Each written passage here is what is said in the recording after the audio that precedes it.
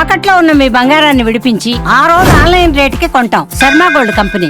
నమస్తే జ్యోతి గారు. నమస్తే జ్యోతి గారు, ఈ రోజు సత్య హరిశ్చంద్రుడి గురించి తెలుసుకుందామండి.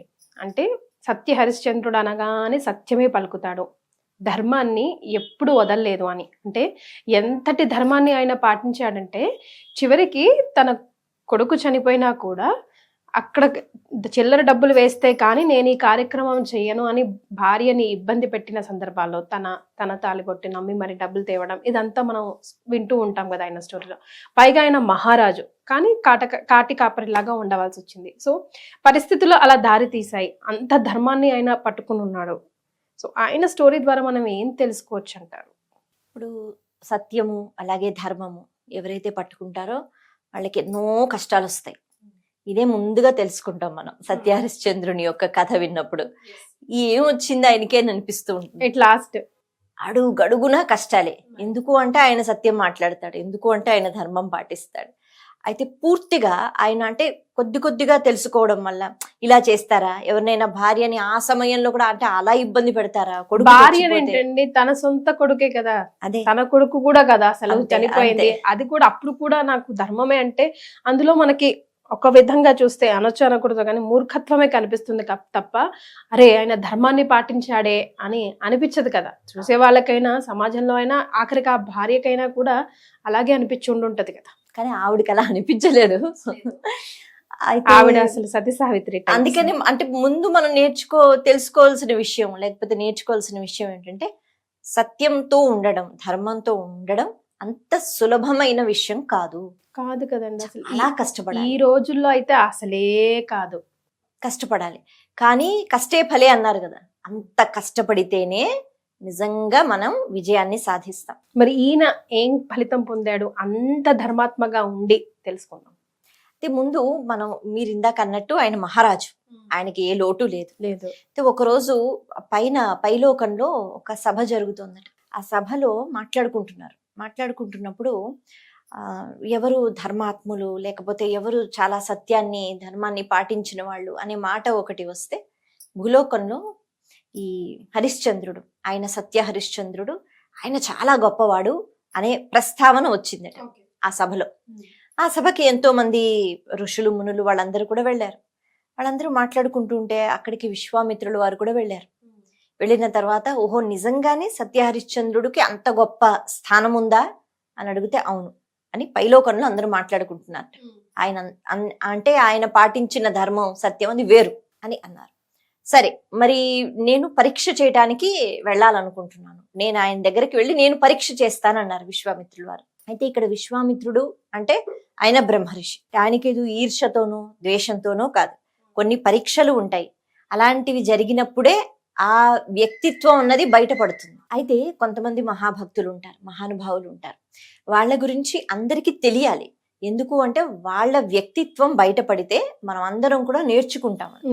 కాబట్టి ఇక్కడ విశ్వామిత్రుల వారు అలాంటి పని ఎందుకు చేశారు అంటే ఆయన కూడా ఈ పరీక్ష ఈ మహారాజుకి పెట్టి ఆయన వ్యక్తిత్వం కేవలం ఆయన రాజ్యంలో తిరగడమో లేకపోతే పైలోకంలో మాట్లాడుకుంటే సరిపోదు కదా. యుగాలు దాటినా మనకి కొంతమంది ఆదర్శంగా ఉంటే మనం నేర్చుకుంటాం. ఆయన ఆ పరీక్ష పెట్టారు. ఇక్కడ మనం విశ్వామిత్రుల వారిది కూడా తప్పు అని అనడానికి లేదు, ఎంత భగవంతుడు ఏర్పాటు చేసిన ఒక పరీక్ష అన్నమాట. అది అందరికీ పెట్టరు. ఆ పరీక్ష దాకా వెళ్ళాలి అన్నా కూడా మనకు ఆ స్థాయి ఉండాలి, అంతే కదా. మహానుభావులకే అలాంటివి జరుగుతాయి. అయితే ఇలా మాట్లాడుకున్నప్పుడు ఆయన పరీక్షిస్తాను అని చెప్పి ఆయన ఇప్పుడు మొదలు పెడుతున్నారనమాట. ఈ పరీక్షలు వీటి గురించి హరిశ్చంద్రుడికి తెలియదు. ఒకానొక సమయంలో క్రూర మృగాలు ఉన్నాయి అంటే హరిశ్చంద్రుడు వేటకి వెళ్ళారు. అలా రాజులు వేటకి వెళుతూ ఉండేవారు. క్రూర మృగాలు ఉన్నాయి, ఇబ్బంది పెడుతున్నాయి అంటేనే అంటే పల్లెటూరులోకి వెళ్ళిపోయి అందరినీ తినేస్తూ ఉంటే అటువంటి పరిస్థితుల్లోనే వేట చేయాలన్నమాట, వేటాడాలి, చంపాలి. అలా వెళ్ళి క్రూర మృగాలన్నిటిని చంపేశారు. అయితే అప్పుడు అక్కడ ఆ అరణ్యంలో 2 స్త్రీలు కనిపించారు. వాళ్ళు నిరుపేదలుగా లేకపోతే నిస్సహాయ స్థితిలో ఉన్నట్టు ఉన్నారు. వాళ్ళని చూసి సత్యహరిశ్చంద్రుడు, ఆయన ధర్మాత్ముడు కదా, కాబట్టి ఆయన మీకు నేను ఆభరణాలు ఇచ్చేస్తాను, మీకు చెప్పండి మీరు ఏం కావాలో కోరుకోండి అని అంటే ఆభరణాలు అన్నారట. అంటే సరే నేను నా ఆభరణాలన్నీ మీకు ఇచ్చేస్తానని చెప్పి ఇచ్చేస్తే వాళ్ళిద్దరూ చాలా విచిత్రంగా, స్త్రీకి ఆభరణం అంటే భర్త, అంతకు మించిన ఆభరణం లేదు, కాబట్టి మీరు మమ్మల్ని వివాహం చేసుకోవాలన్నారు. ఇద్దరిని మేమిద్దరం అక్క చెల్లెలు, కాబట్టి మమ్మల్ని వివాహం చేసుకోవాలి, మీరు ఇస్తా అన్నారు, మీరు మాట తప్పరు మాకు తెలుసు, కాబట్టి మరి స్త్రీకి ఆభరణం ఏమిటి అన్నట్టు మాట్లాడారట. దానికి సత్యహరిశ్చంద్రుడు, మీరు ఆభరణాలు అన్నారు, నేను ఆభరణాలు ఇస్తానన్నాను, ఇచ్చాను, ఇంకా కావాలంటే మీరు రాజ్యానికి రండి, బోల్డ్ అని ఆభరణాలు మీకు ఇస్తాను, అంతేగాని నేను ఏకపత్ని వ్రతుడిని, కాబట్టి నేను వివాహం చేసుకోను. ఇది వీళ్ళిద్దరు ఎవరు అంటే మళ్ళీ విశ్వామిత్రుల వారి యొక్క ఈ మొదలైంది కదా పరీక్ష, అందులో భాగం అన్నమాట. అయితే వాళ్ళు ఇక ఏవో రకరకాలుగా మాట్లాడటము, ఆయన ఒప్పుకోకపోతే ఏడ్చుకుంటూ ఉండండి, ఇప్పుడే మా నాన్నగారితో చెప్తాము, మా నాన్నగారి సంగతి మీకు తెలియదు అనేటట్టుగా వాళ్ళ పక్కకు వెళితే అక్కడ విశ్వామిత్రులు వారు ఉన్నారు, ఆయన వేరే రూపంలో, మాయ రూపంలో. కాబట్టి ఆయన వచ్చి, నేనే వీళ్ళకి తండ్రిని, మీరు అలా ఎలా చేస్తే ప్రభువులు, పైగా మీ గురించి అందరూ మాట్లాడుకుంటూ ఉంటారు, మాట ఎలా తప్పుతారు, నచ్చినట్టు మాట్లాడుతున్నారు.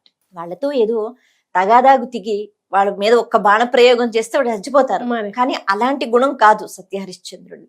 ఆయన నిదానంగా చెప్తున్నారు, నేను ఏకపత్ని కాబట్టి నేను వివాహం చేసుకోనంటే మీకు సరే, మీరు ఈ ఆభరణాలు వద్దా, ఇంకేం కావాలో కోరుకోండి, ఇంకేమైనా కోరుకోండి, ఇస్తాను అని అన్నారు. ఈ మాట అన్నారు కదా, ఇప్పుడు ఈ వ్యక్తి, సరే మీరు రాజ్యాన్ని ఇచ్చేస్తారా మాకు, నాకు నా పిల్లలకి అన్నారట. అన్న వెంటనే రాజ్యాన్ని ఇచ్చేస్తారా అంటే, సరే ఇచ్చేస్తానన్నాను. ఎందుకు అంటే, లేకపోతే ఆయన మళ్ళీ వీళ్ళని వివాహం చేసుకోవాలని పట్టుపడుతున్నారు కదా, కాబట్టి సరే మీకు నేనే ఇంకేమైనా ఇస్తాను అని నేను అడిగాను, కాబట్టి ఇప్పుడు ఏకంగా మీరు రాజ్యం అడుగుతున్నారు, రేపొద్దున్న రండి, నా రాజ్యాన్ని మీకు ఇచ్చేస్తాను అన్నట్టు. అంటే సరే అని విశ్వామిత్రుల వారు, నేను రేపొద్దున వస్తాను, నాకు రాజ్యం మీరు ధారపోసేయాలి, ఇచ్చేయాలన్నట్టు. సరే, అంతవరకు బాగానే ఉంది. ఇప్పుడు మన్నాడు చెప్పారు భార్యతో, ఆవిడ ఎప్పుడు కూడా అంటే మహాపతివ్రతలు అంటే భర్త మాట వింటున్న వాళ్ళు అని మాత్రమే కాదు, విశేషమైన ఆ ప్రేమ అంటే నమ్మకం, భర్త ధర్మాన్ని పాటిస్తున్నప్పుడు మనం కూడా దానికి తల ఊపాలి అనేటట్టుగా. అంతటి మహారాణి ఆవిడ సరే అని నిర్ణయం తీసుకుని మామూలు వస్త్రాలు ధరించి వాళ్ళ రాజ్యాన్ని విడిచిపెట్టి ఈయనకి ఇచ్చి వచ్చేద్దామని. అయితే ఇక్కడ మళ్ళీ ఇంకొక సమస్య ఏమిటంటే, విశ్వామిత్రుల వారు విశ్వామిత్రులుగానే వచ్చి ఇదివరకు ఆయనకి 10,000 నాణాలు అడుగుతారు, నేను ఏదో యజ్ఞం చేస్తున్నాను, ఇది చేస్తున్నాను, నాకు కొద్దిగా కావాలి అని. ఖచ్చితంగా నేను ఇస్తాను అని అన్నారు ఆయన. ఈ లోపు ఇది జరిగింది. ఇప్పుడు రాజ్యం అంతా ఇచ్చేసిన తర్వాత ఈ 10,000 రూపాయల నాణ్యాలు ఎక్కడి నుంచి తీసుకొస్తారు? ఈయన దగ్గర ఏం లేదా, ఎందుకంటే అది రాజ్యం నుంచే ఇవ్వాలి కదా, మరి అది దానిలోంచి ఇస్తే ఎలా అవుతుంది? అది ఇవ్వడానికి అవ్వదు, ఎందుకంటే రాజ్యం ఇచ్చేసారు వేరే వాళ్ళకి. మరి ఇస్తా అన్నావు కదా, మరి దాని సంగతి ఏంటి అని పట్టుకున్నారు. ఎందుకు అంటే రకరకాలుగా ఇబ్బంది పెట్టాలి అంతే. ఆయన పరీక్ష. సరే ఆయన అన్నారు, సరే ఏదో ఒక రకంగా నేను సంపాదించి మీకు ఇస్తాను, దానికి సంబంధించి నా శిష్యుడు నీ వెంటే వస్తాడు, నాకు మాత్రం ఏదో గడువిస్తారు, 1 రోజు 2 రోజులు, సూర్యాస్తమయం అయ్యే లోపు ఈ నువ్వైతే డబ్బు ఇస్తా అన్నావో అది మాత్రం నాకు ఇచ్చేయాలి, లేకపోతే ఇదిగా ఉండదు అంటే.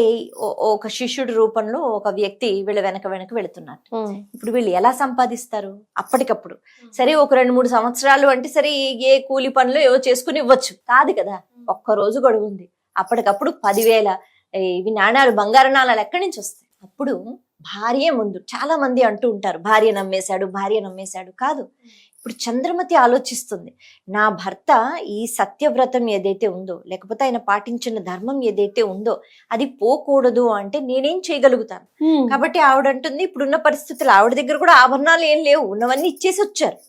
ఒక పని చేయండి, మీరు నన్ను అమ్మేయండి, నన్ను అమ్మేస్తే డబ్బులు వస్తాయి కదా, అప్పుడు అది తీర్చేయండి, అంతేగాని దాంతో మీరు ఏదో హాయిగా ఉండండి అన్నది కాదు. మళ్ళీ ఇంత మాట ఆవిడ చెప్పిన తర్వాత ఈయన కూడా దానికి సరే అన్నారు. ఎందుకు అంటే అసలు పూర్తిగా వాళ్ళ ఆలోచన వేరు, వాళ్ళకి సత్యము ధర్మమే ముఖ్యం. సరే అని అన్నారు. అయితే అప్పుడు సంత లేకపోతే అంగడి అని అనేవారు, అక్కడ అన్ని వస్తువుల్ని అమ్మటం. అలాగే అక్కడ ఈవిడ్ని అమ్మేశారు ఒక బ్రాహ్మణ కుటుంబంలో, ఒక కుటుంబంలో. అమ్మేయడం అంటే ఇంకా వాళ్ళ కింద ఆవిడ అలా పనిచేస్తూనే ఉండాలి, దాసిలాగా. కాబట్టి వాళ్ళు ఏం చేశారు, డబ్బులు ఇచ్చారు. ఇక్కడతో కష్టాలు తీరిపోయాయి అన్నది లేదు. ఇప్పుడు ఈ శిష్యుళ్ళ వెనక వస్తున్నాడు కదా, విశ్వామిత్రుల వారు పంపించారు. ఆయన అన్నట్ట, మరి మీ వెనక వస్తున్నందుకు నాకు మీరు డబ్బులు ఇవ్వాలి కదా కొంత, మరి ఇప్పుడు ఈ 2-3 రోజులు మీతోనే కదా తిరిగాను, ఇది నేను తీసుకోవాల్సిన డబ్బు, అంటే నేను మీతో ఉన్నాను కాబట్టి ఇది నాకు మీరు ఇవ్వవలసిన డబ్బు, కాబట్టి ఇది నేను తీసేసుకున్నాను, మా గురువు గారికి అయితే మీరు వేరే ఇచ్చుకోవాలి అని పట్టుకుని వెళ్ళిపోయాట. ఇది మీరు నాకు ఇవ్వాలి, ఎందుకంటే నేను మీతో తిరిగాను కాబట్టి. మళ్ళీ డబ్బులు ఎక్కడొస్తాయి? ఇప్పుడు హరిశ్చంద్రుడు సరే తన భార్యను ఎలా అయితే అమ్మేశాడో అలాగే నన్ను కూడా ఎవరైనా కొనుక్కోండి, నేను కూడా ఇంకా దాసిగా ఉంటాను, పని చేస్తూ ఉంటాను అనేటట్టు. అప్పుడు ఒక కాటి కాపరి చూశాడు. ఆయన సరే నేను నిన్ను కొనుక్కుంటాను అని సొమ్మిస్తాట. ఇప్పుడు ఆ సొమ్ము మళ్ళీ ఆ విశ్వామిత్రుల వారికి అందింప చేయండి అని చెప్పి అది ఇచ్చేస్తారు. అంటే ఇప్పటితో ఈ అప్పులన్నీ తీరిపోయాయి అనమాట. ఈ అప్పులు తీరడంలో, అంటే అప్పు అంటే తను ఇచ్చిన మాట తప్పకుండా. కాబట్టి ఇప్పుడు ఏమైంది, భార్యని అమ్మేశాడు. పాపం ఆవిడ ఎక్కడ చాకరీ చేస్తోంది, అప్పటికే చిన్న పిల్లవాడు. ఆ పిల్లడితో ఆవిడ ఇద్దరిని వాళ్ళు కొనుక్కున్నట్టు అనమాట. ఓకే, ఈయన ఇక్కడ కాటి కాపరిగా ఉండాలి. కాటి కాపరి కొనుక్కున్నాడు కాబట్టి, ఆయన కొనుక్కున్నాడు కాబట్టి ఆయన చేయవలసిన పని ఏదైతే రోజు ఉందో ఈయనకు అప్పచెప్పాడు. పోయిన మహారాజు, ఎన్ని భోగాలు అనుభవించిన మహారాజు ఆఖరికి శ్మశానంలో కాటి కాపరిగా ఉన్నాడు. చెప్తాడు, ఇక్కడ వచ్చిన సొమ్ము ఏదైతే ఉందో పూర్తిగా ప్రతిరోజు నాకు అప్పచెప్పాలి. అప్పచెప్పిన తర్వాత అందులో కొద్దిగా నేను నీకు మళ్ళీ ఇస్తాను, అది వేరు, కానీ నువ్వు మాత్రం ఇలా నాకు ప్రతిరోజు అప్పచెప్పాలి సొమ్ము. చాలా జాగ్రత్తగా నువ్వు ఇక్కడే ఉండొచ్చు, అక్కడే వచ్చిన సొమ్ముతోనే దానికి ఒక లెక్క ఉంటుంది. దీంతో నువ్వు ఇది కొనుక్కోవాలి, నువ్వు ఇది మాత్రమే తినాలి, నచ్చినట్టుగా ఉండాలని లేదు అక్కడ. అలా ఈ కాటి కాపరి ఇవన్నీ నిబంధనలు పెడతాడు. ఏది ఏమైనా దాసులుగా వెళ్ళిపోయిన తర్వాత నేను ఇది చేయరండి అని అనడానికి లేదు, వాళ్ళే చెప్తా చేయడం. సరే అని కాటి కాపరిగా అక్కడే ఉంటూ ఆ శవాల మధ్య మొదట్లో పాపం ఆయనకు ఊపిరి పీల్చుకోవడం కష్టమయ్యేదట. సత్యహరిశ్చంద్రుడి యొక్క జీవిత చరిత్ర చదివితే ఏడుపు వచ్చేస్తుంది, అంత కష్టం. అంటే మనమైనా అలా ఉండలేం కదా, అస్సలు అలవాటు లేని పని. ఇలా కొనసాగుతోంది. అయితే ఆయనకి ఎప్పుడు బాధ లేదు, ఆయన ఎప్పుడు సరే నేను నా ధర్మాన్ని నేను పాటించాను, అంతవరకు ఆయన ఆనందంగా ఉన్నారు. అయితే ఒకరోజు ఏమైంది, మళ్ళీ భగవంతుని యొక్క పరీక్ష. ఆ పిల్లాడు పొలంలో ఆడుకుంటూ ఉంటే పిల్లాడికి పాము కరిచేసింది, ఆయన చనిపోయాడు. పిల్లాడు చనిపోయాడు. పిల్లలు ఎవరో వచ్చి పరిగెత్తుకుంటూ చెప్పారట తల్లికి. ఆవిడ పాపం దాసిగా పనులు చేసుకుంటోంది. అయితే పిల్లాడు చనిపోయాడు, ఒక్కసారి వెళ్తాను నేను అంటే ఎంతలా ఉంటూ ఉండేవారంటే ఇప్పుడు అసలు ఆ దాసులు అన్నట్టుగా ఎవరు లేరు. ఇప్పుడు అలా ఎవరి మాట వినరు కూడా, కేసులు పెట్టేస్తారు. ఇప్పుడు వీళ్ళు ఏమన్నారు అంటే పని అంతా అయిన తర్వాతే వెళ్ళడానికి వీల్లేదు. ఇవి కూడా మనం వింటుంటాం కథలు.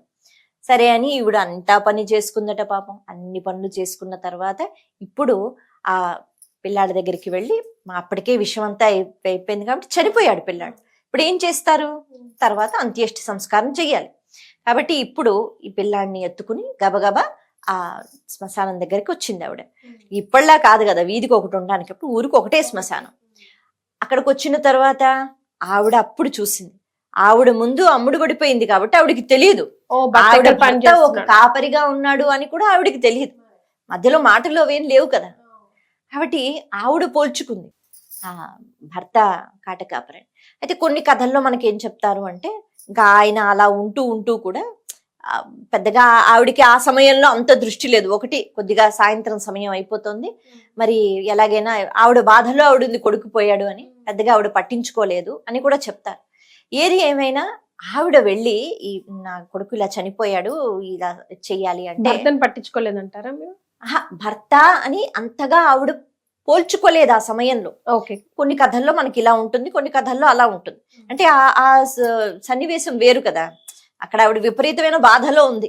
ఇక్కడ ఉన్నవాళ్ళు భర్త ఎవరా అన్నది చూడు.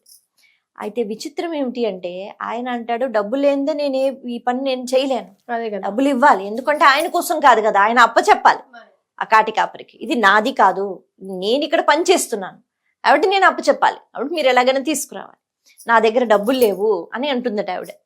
అంటే మెళ్ళో మంగళసూత్రం ఉంది కదా, అది అమ్మి తీసుకురా అంటారట. ఈ మెళ్ళో మంగళసూత్రం అన్నది ఈవిడ మంగళసూత్రం, ఈవిడకున్న వరం ఏమిటంటే ఆవిడ మంగళసూత్రం భర్తకి మాత్రమే కనిపిస్తుంది, ఎవ్వరికీ కనిపించదు. అది మహాపతివ్రతలకి అలా ఉంటుంది. బయట వేసుకొని అవసరం లేదు, లోపల వేసుకున్న మంగళసూత్రం భర్తకి కనిపిస్తుందట. ఆవిడ అంతటి పతివ్రత. ఆవిడ ఆశ్చర్యపోయింది, ఓహో ఉన్నది నా భర్తేనా అని ఆవిడ గుర్తించింది. ఎందుకంటే కనిపించింది కాటి కాపరికి అంటే ఆయనే నా భర్త, ఎందుకంటే ఆవిడ మంగళసూత్రం ఇంకెవ్వరు కూడా చూడలేరు. ఆయన రూపురేఖలు అన్ని మారిపోయాయండి, పోల్చుకోలేనంతగా ఉండొచ్చు అక్కడ ఆ పొగ పీల్చి ఎందుకంటే 2-3 రోజుల్లో అయిన సంఘటన కాదు కదా, కొన్ని రోజులు, బహుశా కొన్ని సంవత్సరాలు జరగవచ్చు. అప్పుడు ఆవిడ మాట్లాడుకుంటారు భార్యాభర్తల్లాగే, కానీ ఆయన దానికి చెలించినా లాభం లేదు. ఆయన ఆయన ధర్మం తప్పడుగా. డబ్బులే తీసుకురావాలి తగలబెట్టాలంటే. సరే ఇక్కడికే కష్టం అనుకుంటే దీని తర్వాత ఇంకా కష్టాలు ఉంటాయి. ఈవిడ సరే మంగళసూత్రాన్ని ఏదో నేను అమ్మేసి, భర్తే లేనప్పుడు మంగళసూత్రానికి ఏంటి అని గబగబా ఆవిడ మళ్ళీ ఆ సంతకి వెళ్ళి అమ్మడానికి ఆవిడ ప్రయత్నం చేస్తుంది. మళ్ళీ ఇంకో పరీక్ష పెట్టాలి కదా. ఈలోపు రాజ్యంలో ఆ రాజుగారు ఎవరైతే ఉంటారో ఆ కుమారుణ్ణి ఒక ఆవిడ అంతఃపురం నుంచి మాయ చేసి ఒక మాయ లేడీలాగా ఎత్తుకుపోయేది. వింటూ ఉంటాం కదా, రాక్షసుల్లో వచ్చారు, దయ్యాల్లో వచ్చారు. అప్పట్లో ఉండేవారు. ఆవిడ చంద్రమతి రూపంతోనే ఉండేది. ఎందుకు అంటే ఇలా మాయ జరగాలి. చంద్రమతి అంటే హరిశ్చంద్రుని యొక్క భార్య పేరు. ఓకే. ఈవిడ ఈ పిల్లాన్ని పట్టుకుని అంటే ఈ మాయలేడి ఆ పిల్లాన్ని పట్టుకుని అక్కడ దాకా రావడము, ఈవిడ మంగళసూత్రం అమ్మి డబ్బులు తీసుకుని వెళ్ళడానికి అక్కడికి రావడము, ఇదంతా విధి ఆడిన నాటకం అన్నమాట.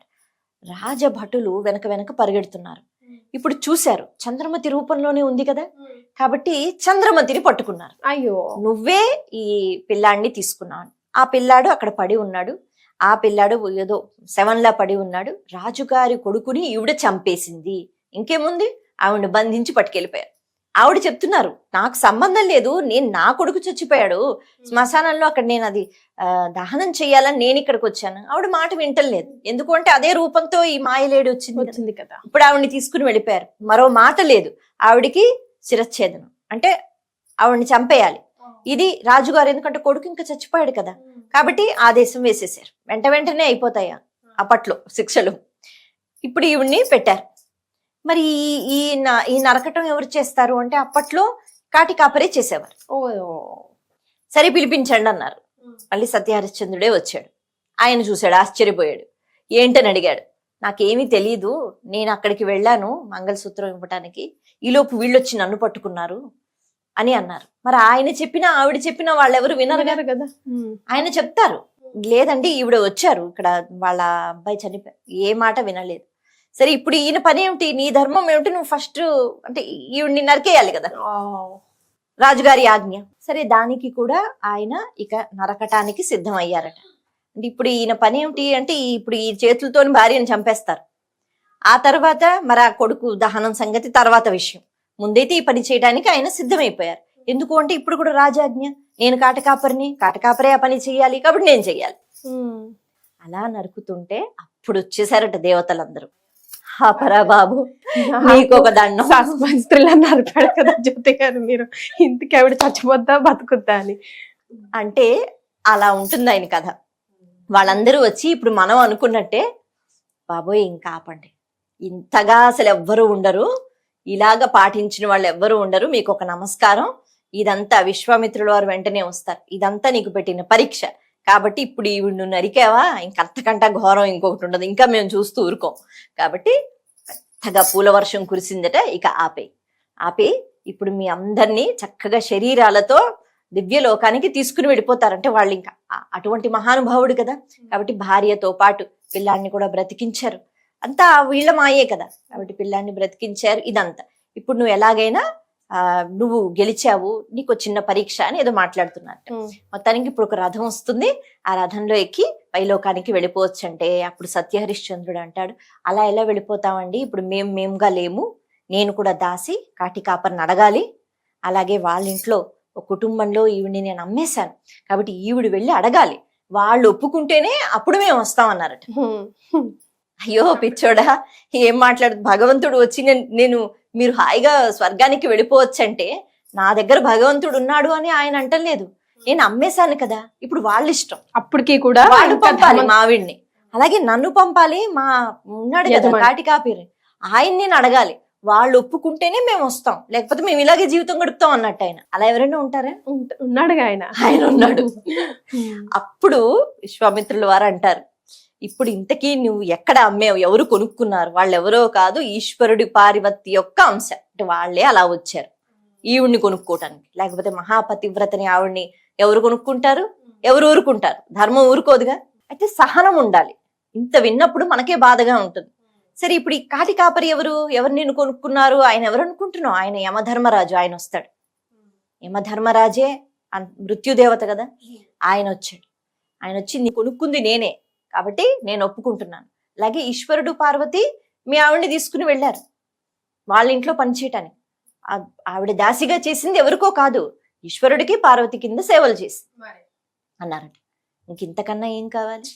హాయిగా ఆనందంగా వాళ్ళు ఆ దివ్య రథం ఎక్కి అలాగా శరీరాలతో పాటు వెళ్ళిపోయారు అని చెప్తారు.